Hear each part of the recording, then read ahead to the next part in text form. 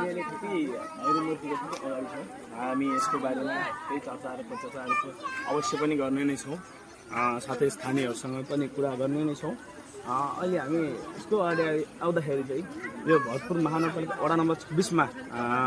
यो गान्धी चोकमा रहेको यो ठाउँ देख्दाखेरि चाहिँ पक्कै पनि पर्यटकहरू चाहिँ तान्ने छ र यो चाहिँ पर्यटक स्थलमा रूपान्तरण हुनेछ र यहाँका स्थानीयहरूले चाहिँ विभिन्न व्यवसायहरू अपनाएर भए पनि यहाँ चाहिँ आफ्नो जीवन गुजारालाई अझ माथि उकास्नेछन् भन्ने कुरामा चाहिँ म विश्वस्त रहन्छु किनभने यतिको ठाउँ गर्नु अब पक्कै पनि पछि अन्त्य रहँदैन यहाँ ठुलो लगानी रहेको छ जसको पनि भएको छ यो प्राइभेटमा रहेको छ भन्ने जानकारी त प्राप्त भएको छ अन्य पनि हामी जानकारी प्राप्त गर्ने नै छौँ अहिले यसको देख्दाखेरि व्यवसाय र एउटा पर्यटक स्थलले चाहिँ एउटा व्यापक रूपमा चाहिँ अवसर पाएको हो कि भन्ने पनि देख्न सकिन्छ यहाँ विभिन्न स्थानबाट विभिन्न ठाउँबाट मानिसहरू चाहिँ भिडियो फोटो खिच्नको लागि आइसक्नु भएको छ एकदम भाइरल रहेको छ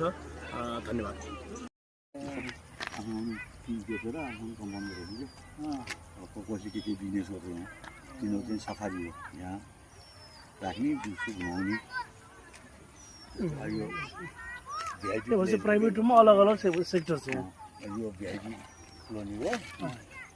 धेरै यस्तो जग्गा किनेर कम्पाउन्ड गर्छ नि उता पनि घर बनाउनु लाग्छ आउने पैसावाला मान्छेहरू अरौँ रुपियाँ सम्पत्ति भएको मान्छेहरू आउने अब सेक्युरिटी छ पुरै है